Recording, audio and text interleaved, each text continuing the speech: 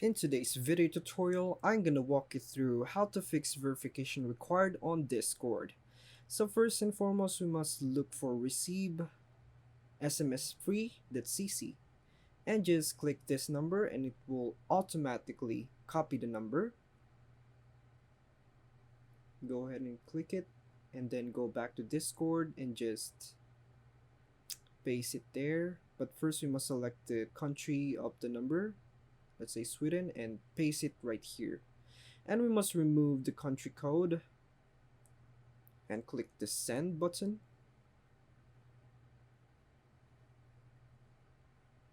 And once you send it, it will ask you to click those I am human, so you must click that and it will send you a verification code.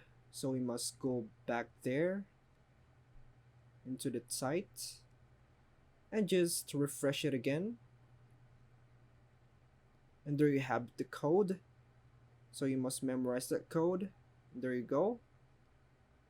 And right now what we need to do is put in the password.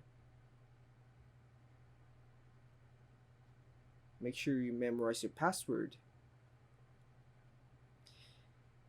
And that's it, guys. Thank you so much for watching.